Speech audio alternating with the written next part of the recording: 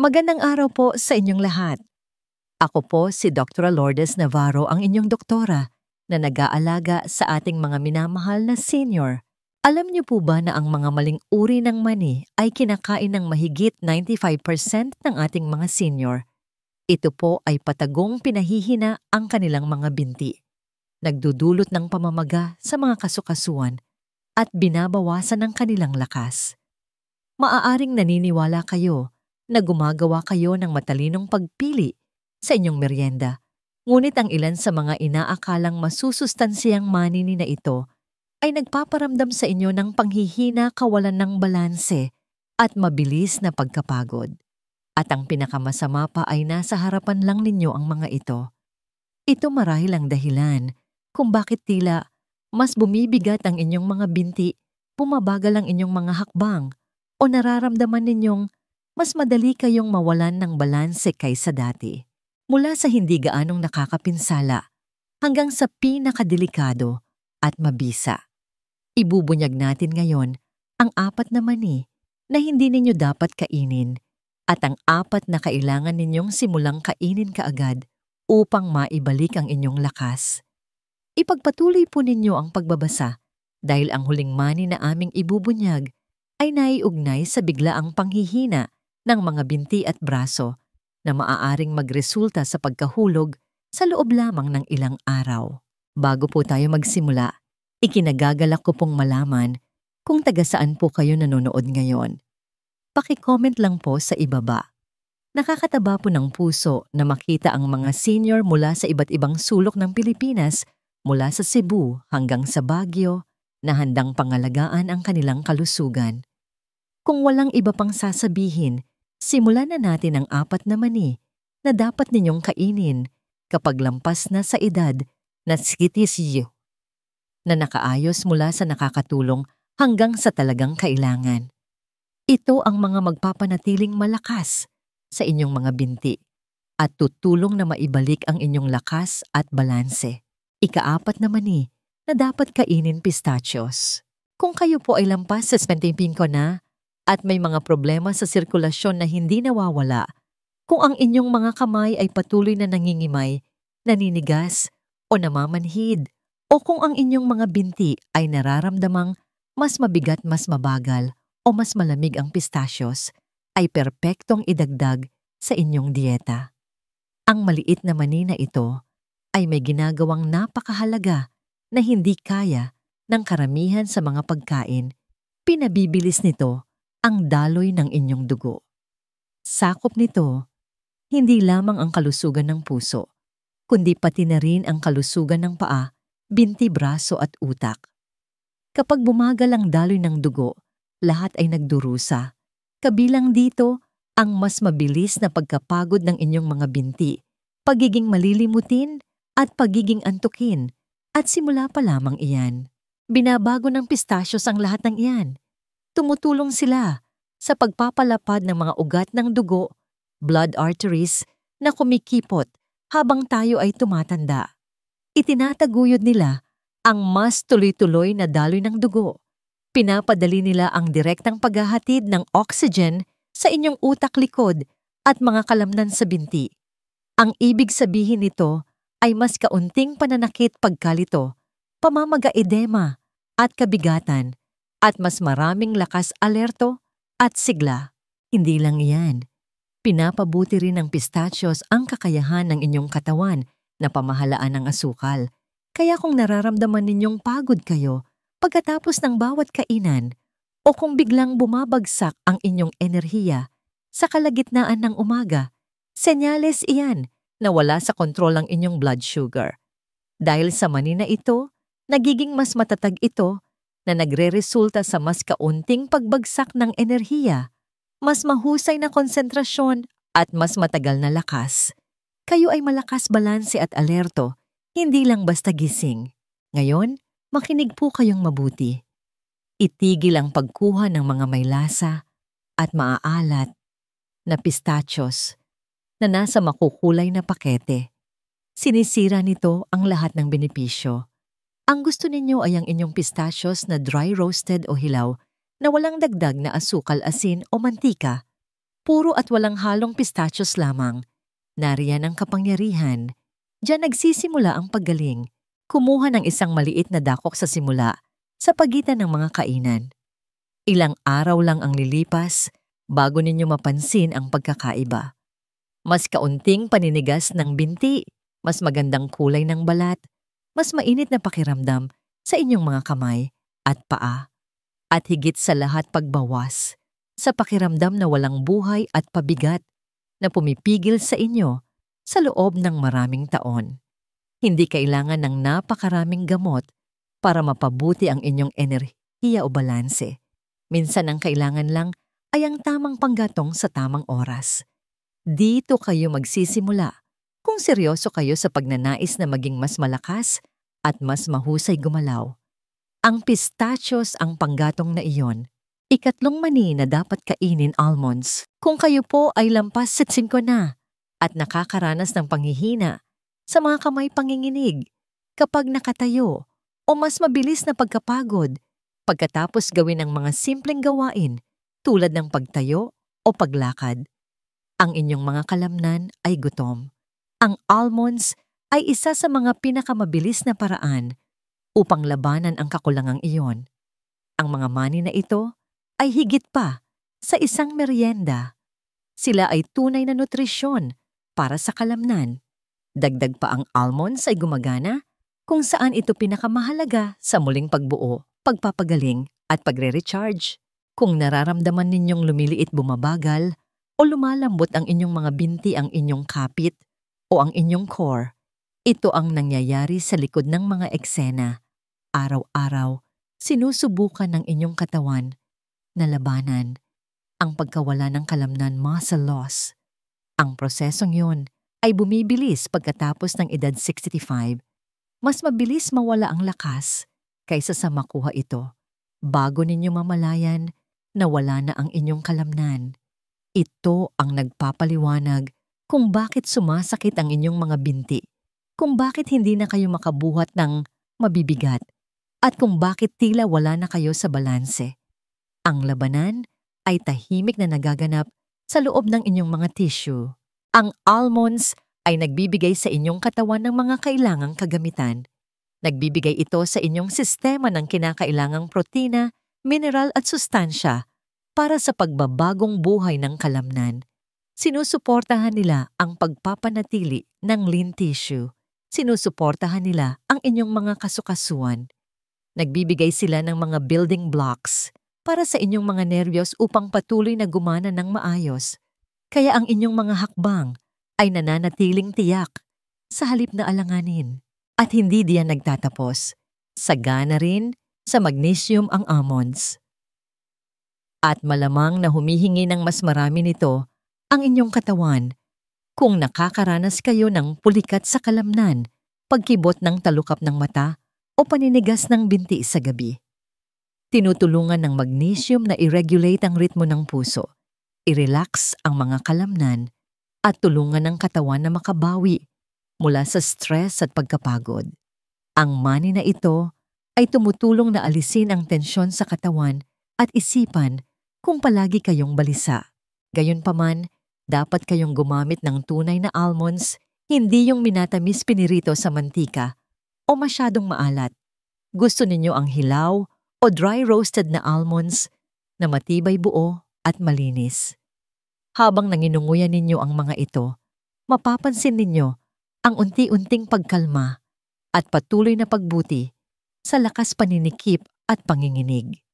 At ito ay isang paraan na gumagana kung nararamdaman ninyong hindi na gumagana ng maayos ang inyong mga binti tulad ng dati.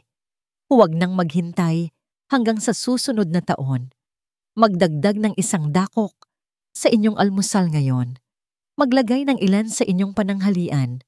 Magkaroon ng ilan sa kamay kung sakaling bumagsak ang inyong enerhiya. Hindi lang kayo ngumunguya.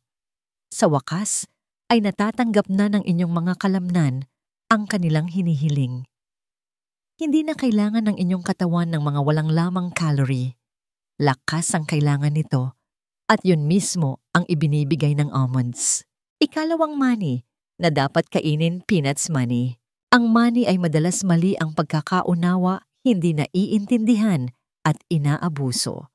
Ngunit hindi ito sinasabi sa inyo ng sinuman pagkatapos ng edad 60 may ang tamang uri ng money ay makakatulong sa inyo na maibalik ang inyong lakas nang hindi nagdudulot ng pinsala, pamamaga o pagbagal. Linawin natin ang isang bagay, hindi po natin tinutukoy ang peanut butter na nasa garapon. Hindi rin natin tinutukoy ang mga snack packet na nababalutan ng asukal o pulot-pukyutan. Ang tinutukoy natin ay ang tunay malinis at dry roasted na money. Buo, walang halo, walang lasa o asin puro at malakas na nutrisyon lamang. Bakit mahalaga ang mga ito? Dahil lumiliit ang inyong mga kalamnan. Ang inyong mga binti ay nararamdamang mas maluwag. Tahimik na humihina ang inyong kapit. Mas mabilis kayong mapagod. Ito ay higit pa sa pagtanda, kahit na yun ang iniisip ninyo. Kulang ang inyong katawan sa mga building blocks na kailangan nito upang ayusin ang sarili at iyon mismo ang ibinibigay ng money. Nagagamit ng inyong katawan ng protina. Ang inyong utak ay naghahangad ng taba. Ang inyong mga kalamnan ay lubhang nangangailangan ng mga mineral na ito. Ang inyong paggaling ay medyo bumabagal pagkatapos ng edad 65. Ang dating magdamag lang ay inaabot na ngayon ng 1 linggo. Ang dating simple ay nakakapagod na ngayon. Higit pa ito sa pagtanda, pagkaubos ang dahilan, at mabilis na pinupuno ng money ang tangke. Ang money na ito ay isa sa mga pinakamadaling paraan upang magsimulang lumaban kung kulang kayo sa enerhiya pagsapit ng kalagitnaan ng umaga. Pakiramdam ninyo ay wala kayo sa balanse o may mas hindi matatag na mga hakbang. Dahil ang money ay higit pa sa isang mapagkukunan ng enerhiya. Sinusuportahan nila ang sistema na namamahala dito, ang inyong katatagan, ang inyong mga nerbiyos, ang inyong mga kalamnan. Tumutulong din sila sa pag-regulate ng blood sugar. Ang ibig sabihin niyan ay mas kaunting pagbagsak ng enerhiya mga episode ng pagkahilo at mga pagkakataong biglaang nanghihina. Mas nahihirapan ang inyong katawan na mapanatili ang isang pare-parehong antas ng enerhiya habang kayo ay tumatanda. Tinutulungan din ito ng money na manatili sa tamang antas. Nagbibigay din sila sa inyo ng magnesium at ito ang kulang sa inyo kung nakaranas na kayo ng pulikat na gumigising sa inyo naramdaman ang pagkibot ng inyong mga binti sa gabi o naramdaman na parang pinilipit ang inyong mga binti.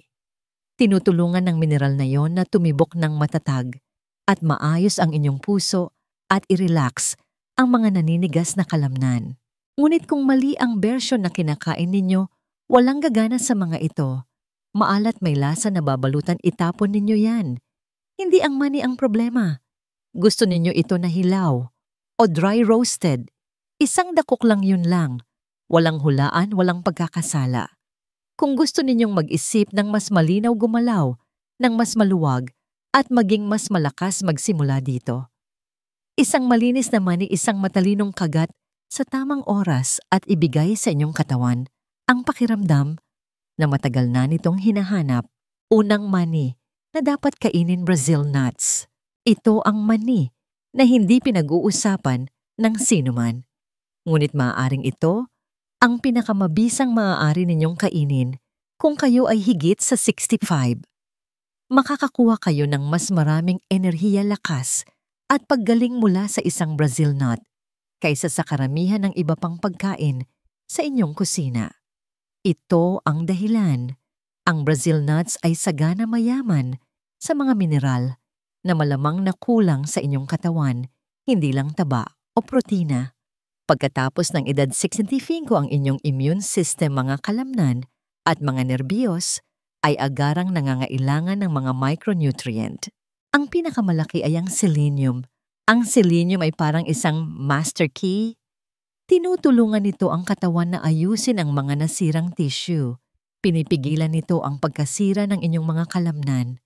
Sinusuportahan nito ang mga signal ng nerbiyos upang mapanatiling matatag ang inyong mga kamay, mas mabilis tumugon ang inyong mga binti, at hindi bumagsak ang inyong enerhiya sa kalagitnaan ng araw. Ito ang kulang sa inyo kung gumigising kayong pagod, may hindi maipaliwanag na pananakit o nahihirapang makabawi mula sa mga simpleng gawain. Ang Brazil nuts ay higit pa sa isang mapagkukunan ng enerhiya. Pinupunan nila ito. Hindi lang kayo pagod kung pakiramdam ninyo ay nauubos ang inyong lakas. Nanginginig ang inyong mga binti pagkatapos ng mabilis na paglalakad o parang hirap na hirap umakyat ng hagdan. Kulang kayo sa sapat na kapangyarihan. Ang Brazil nuts ay nagbibigay sa inyong katawan ng mga hilaw na materyales na kailangan nito upang labanan ang pagkapagod ng nerbiyos, pagkawala ng kalamnan at pagbaba ng balanse. Hindi sila pampasigla. Hindi kayo makakaranas ng biglaang pagtaas ng enerhiya.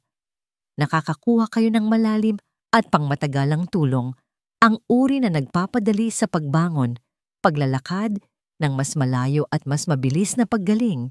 Ngunit huwag sosobra, hindi ninyo kinakain ang mga mani na ito ng sandakot. Sapat na ang isa o dalawa bawat araw. Iyon lang. Hindi na kailangan ng mas marami. Sa katunayan, ang mas marami ay maaring sobra na. Mabisa sila. Matindi sila. At kung sapat ang inyong kinakain, gumagana sila na parang nakatarget na panggatong dahan-dahang inaayos kung ano ang unti-unting nasisira. At iyon ang naghihiwalay sa paggaling mula sa pagkasira. Wala itong kinalaman sa pagkain ng mas marami. Ito ay tungkol sa pagkain ng mas may layunin, mas malinis at mas matalino. Isang Brazil nut sa isang araw ay maaring maging pagkakaiba sa pagitan ng mabagal na umaga at malakas na umaga, sa pagitan ng masakit na binti at matibay na binti, at sa pagitan ng pagkahuli at pagbangon muli. Oras na para seryosohin ang mga bagay kung nakakaranas kayo ng mga sintomas tulad ng hindi na tumutugon ang inyong katawan sa inyong pagkain o nauubos na ang inyong lakas.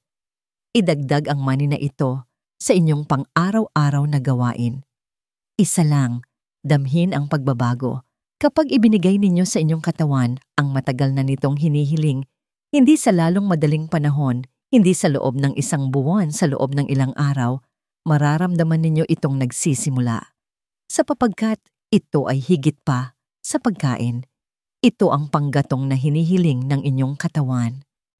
Ngayong alam na ninyo kung alin ang makakatulong sa inyo na maibalik ang lakas. Pag-usapan natin ang mga mani na patagong sumisira nito. Kinakain ng karamihan ng mga tao ang susunod na 4 na ito nang hindi namamalayan at seryoso nilang sinisira ang inyong kalusugan pagkatapos ng edad 65. Ika-4 na delikadong mani, Cashews Kasoy. Ang kasoy ay tila hindi nakakapinsala masarap at kahit masustansya, ngunit dapat ninyong itigil ang pagkain ng roasted at maalat na kasoy bilang merienda kung kayo ay lampas na sa edad na 65. Ngayon, dahil hindi nakikinabang ang inyong katawan sa mga ito, tahimik nila itong sinisira.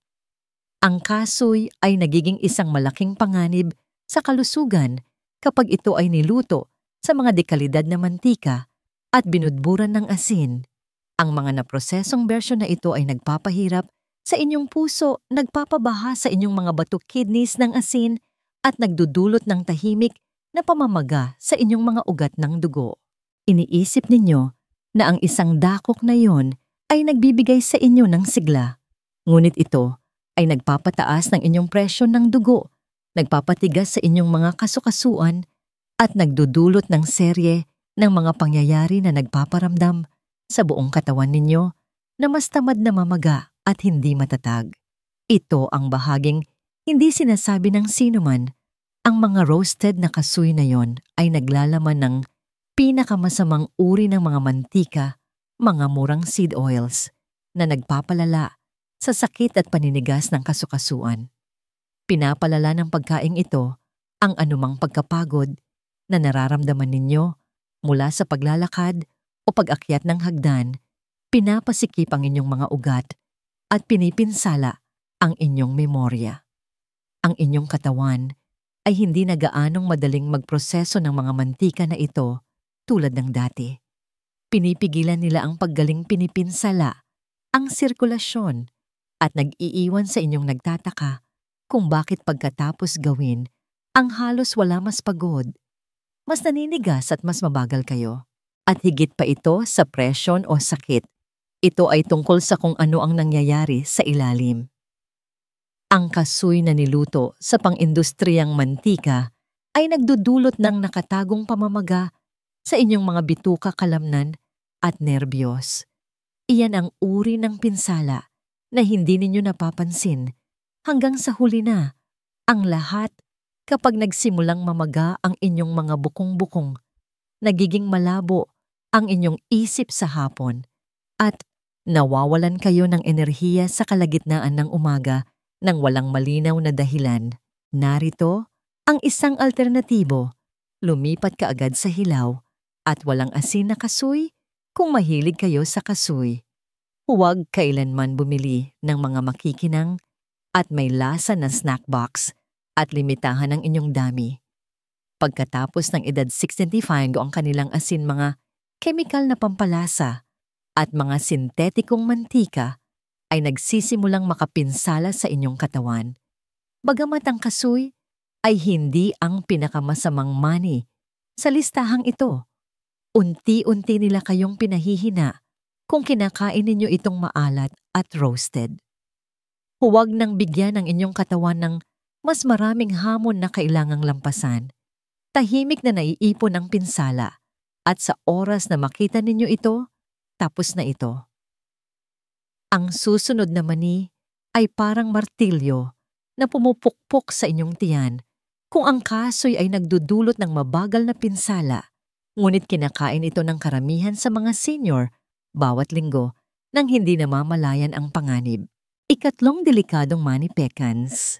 Ang pecans ay may matamis na kakakalma at inosenteng tunog. Ngunit ang mga mani na ito, lalo na ang mga glaze, may lasa o minatamis na uri, ay tahimik na nagdadala sa inyong katawan sa maling direksyon kung kayo ay lampas 65. Ang talagang ginagawa nila ay ito mataas na sa taba ang pecans. Kung kaya ng inyong katawan na iproseso ito, hindi yun masama. Ngunit ang panunaw ay bumabagal, ang metabolismo ay bumabagal at nagiging mas hindi kayo tolerant sa mabibigat at mabagal masunog na pagkain sa edad na 65. Magdagdag ng seed oils, asukal o artificial na pampalasa at hindi na kayo kumakain ng mani, nahuhulog kayo sa isang patibong. Walang lakas sa dakok na yon ng pecans, nakakaranas kayo ng pamumulikat, pamamaga at mabagal na sirkulasyon bilang resulta. Kapag sumasakit ang inyong mga binti, pagkatapos umupo, naninikip ang inyong tiyan, pagkatapos kumain o nawawalan kayo ng enerhiya sa kalagitnaan ng hapon, at hindi alam kung bakit alam ninyong nangyayari ito. Ang hindi alam ng karamihan ay ito sa sobrang dami, kahit na ang hilaw na pecans ay maaaring magdulot ng mga problema. Pinapabigat nila kayo kung kumakain kayo ng masyadong marami at masyadong madalas. Kahit hindi mas malakas, mas busog ang pakiramdam ninyo. Hindi ninyo alam kung bakit, ngunit mas mabagal kayong gumalaw. Naiipon iyan ang paninigas na yon, ang bigat na yon. Ang inyong panunaw ay magiging mas sensitibo kung ang inyong mga bukong-bukong ay namamaga at ang inyong mga tuhod ay naninigas. Suriin ang inyong pagkonsumo ng pecan, lalo na kung ito ay nakapakete bilang merienda o minatamis. Mabilis na nagiging sira, rancid ang mga mantika. Sinisira ng asukal ang inyong blood sugar. At lahat ng mga holiday mix na yon ay talagang mga candy. Madali itong ayusin, panatilihin itong maliit, hilaw at bihira kung mahilig kayo sa pecan. Gayunpaman, may mas mahusay na mga pagpipilian kung naghahanap kayo ng lakas, balanse at tunay na sigla. Dahil bawat kagat ay mahalaga sa edad na ito at hindi ito nakakatulong sa isang ito. Ikalawang pinakadelikadong mani, macadamia nuts. Ang macadamia nuts ay may marangyang pakiramdam. Mayroon silang makinis creamy at masarap na lasa. Ngunit hindi na kailangan ng inyong katawan ng mayaman at creamy pagkatapos ng edad 65. Kailangan ito ng mahusay at malinis na panggatong. Samantala, ang macadamia ay kabaligtaran. Ang mga siksik na taba na kasama sa mga mani na ito ay nagpapabagal sa panunaw sinasakal ang inyong enerhiya mula sa loob palabas at nagpaparamdam sa inyong katawan na mabigat. Iniisip ninyo na ang pagkain ng mabuting taba ay magdudulot lamang ng pamumulik at pamamaga at hindi makontrol na pagtaas ng timbang. Nagkakasakit ang inyong tiyan, naaapektuhan ang inyong mga kasukasuan. Tila mas mabigat ang inyong mga binti kaysa sa dapat habang sinusubukan ninyong tumayo.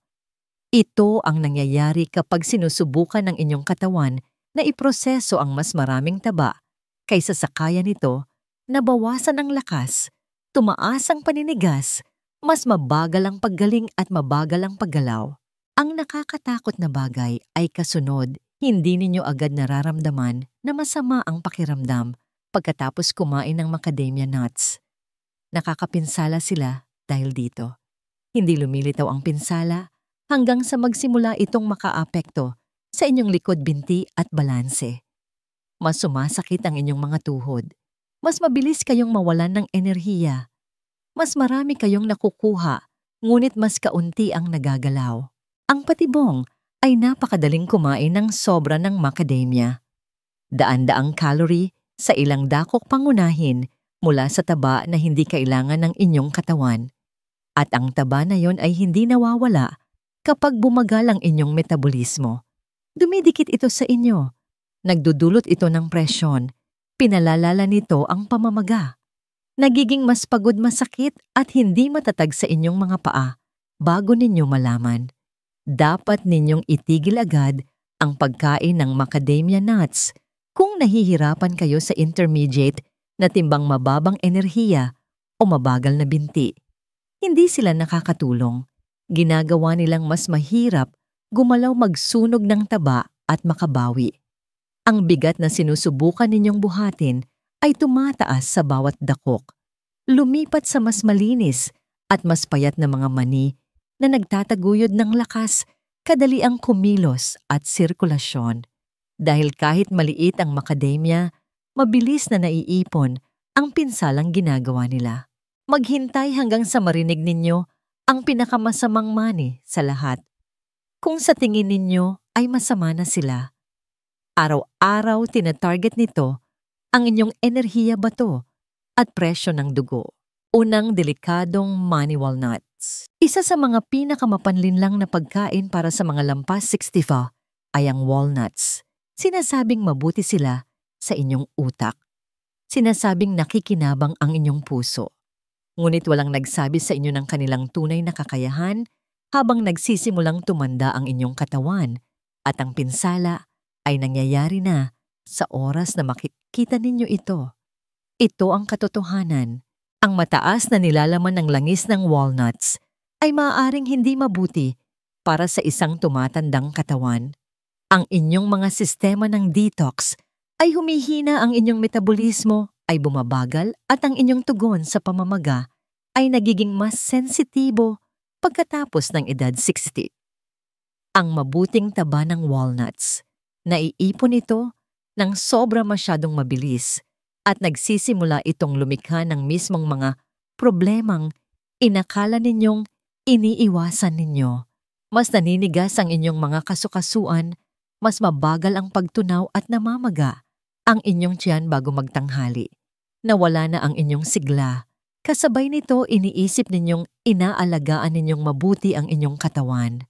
Ang patibong ay dahil madaling masira ang walnuts at walang nagsasabi sa inyo niyan. Kahit na mukhang okay ang ilang mga langis, mabilis silang nagiging sira, rancid. Hindi lang nila nawawala ang kanilang benepisyo.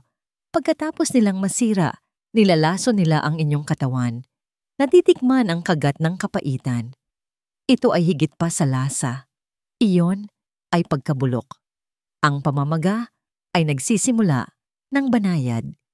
Hindi agad lumilitaw ang matinding sakit. Sa halip nagsisimulang manikip ang inyong mga tuhod, medyo lumalaki ang inyong mga bukong-bukong, nagiging malabo ang inyong isipan sa buong araw. Mas pagod ang pakiramdam ninyo at hindi na kayo nakakakuha ng gaanong enerhiya mula sa pagtulog tulad ng dati. Sinisisi ninyo ito sa pagtanda, samantalang ang tunay na sanhi ay nasa resealable na bag na nakaupo sa inyong kusina na inakala ninyong nagpapanatili sa inyong malusog. Higit pa ito sa mga langis. Ito ay tungkol sa kung paano nakakaapekto ang mga lipid na yon sa inyong bituka, utak at dugo. Sagana sa omega-6 fatty acids ang walnuts at sumisiklab ang kawalan ng balanse sa loob ng inyong katawan kung hindi ninyo ito aktibong binabalanse sa tamang omega-3. Nagdudulot ito ng pamamaga sa inyong mga ugat. Mas malakas ang tibok ng inyong puso. Mas matagal makabawi ang inyong mga kalamnan. Nagsisimula kayong gumalaw ng mas kaunti. Ang inyong katawan ay naiirita, sobrang karga at tahimik na inaatake. Hindi dahil mahina kayo. Maaari itong maging isang salik kung nakakaranas kayo ng sakit sa kasukasuan, paninigas sa umaga, pamumulikat, pagkatapos ng merienda, biglaang pagkahapo, pagkatapos kumain o kahit bahagyang presyon sa inyong ulo o mga mata. Ipinapasa nila ang walnuts bilang pagkain para sa utak, ngunit madalas silang sanhi ng biglaang pamamaga, mahinang sirkulasyon at brain fog sa mga matatanda. Ang issue ay nasa lahat ng dako, ang walnuts mga salad, na heart healthy, mga trail mix at mga snack pack. Ipinapayo na kainin ninyo ang mga ito. Ngunit ang walnuts, ang huling bagay na kailangan ninyong idagdag sa mga problema ng inyong katawan kung kayo ay lampas 65 at nakikipaglaban na sa presyo ng dugo, mga abnormalidad sa panunaw o patuloy na paninigas. Ang pinakamasamang bahagi ay kasunod dahan-dahan ngunit tiyak na naiipon ang pinsala hanggang sa bumaba ang inyong lakas, lumala ang inyong balanse, at tila mas mabilis tumanda ang inyong katawan kaysa sa dapat. Sa lahat ng panahong yon, patuloy kayong kumakain ng isang dakok ng walnuts bawat araw sa pag-aakalang ginagawa ang tama. Tapos na ngayon, isuko ang walnuts kung gusto ninyong gumalaw ng mas mahusay mag-isip, ng mas malinaw magkaroon ng mas malakas na mga binti at mas kaunting sakit. Huwag gamitin ang buong bag. Iwasang bumili ng mas maraming lalagyan. Alisin lang sila. Palitan sila ng mga mani na nagtataguyod ng sirkulasyon, nagbabawas ng pamamaga at nagpapataas ng lakas. Dahil mayroon talagang mga ganoon, ngayon ay nakita na ninyo ang magkabilang panig ang 4 na mani na maaaring mapanatiling gumagalaw ang inyong mga binti, mapabuti ang inyong balanse, at mapataas ang inyong lakas, pati na rin ang 4 na tahimik na umuubos sa inyo. Hindi na ito tungkol sa panghuhula. Ito ay tungkol sa pagkakaroon ng kontrol. Dahil ang pagkain ng hindi tama pagkatapos ng edad 64 ay hindi lang nagpapabagal sa inyo. Inaalis nito ang isang bagay sa inyo, ang inyong sigla, ang inyong kasarinlan, ang inyong kakayahang bumangon, gumalaw at mamuhay sa buhay na nais ninyo. Ngunit mas alam na ninyo ngayon. Alam na ninyo ngayon kung ano ang dapat kainin at kung ano ang dapat iwasan. Sa wakas ay natatanggap na ng inyong katawan ang tulong na matagal na nitong hinihiling. Mahalagang aral at paanyaya. Ang mahalagang aral po dito ay nasa inyong mga kamay ang kapangyarihan na pangalagaan ang inyong kalusugan. Hindi ito tungkol sa pagkain ng mas marami, kundi sa pagkain ng mas tama, mas malinis at mas matalino. Bawat pagkaing isusubo ninyo ay maaaring maging gamot o lason, lalo na sa ating edad. Piliin po natin ang magpapalakas at magpapagaling sa atin. Bago po kayo umalis, maaari po bang ibahagi ninyo sa comment section sa ibaba kung anong mani ang madalas ninyong kinakain? Nagparamdam ba ito sa inyo na mas mabuti O mas masama, binabasa po namin ang bawat isa. Kung nagbukas po ng inyong isipan ang impormasyong ito, mangyaring mag-subscribe po kayo. Linggo-linggo, meron kaming mas mahahalagang video tungkol sa kalusugan ng mga senior na may mga tunay na babala, tunay na lunas at tunay na mga estratehiya para maging malaya, malakas at matalino mula ngayon. At huwag po nating kalimutang i-share ito sa ating mga kaibigan, kapamilya at sa lahat ng senior na ating kakilala. Maraming salamat po sa panonood. Hanggang sa muli, ako po si Dr. Lourdes Navarro, nagpapaalala na ang kalusugan ay kayamanan.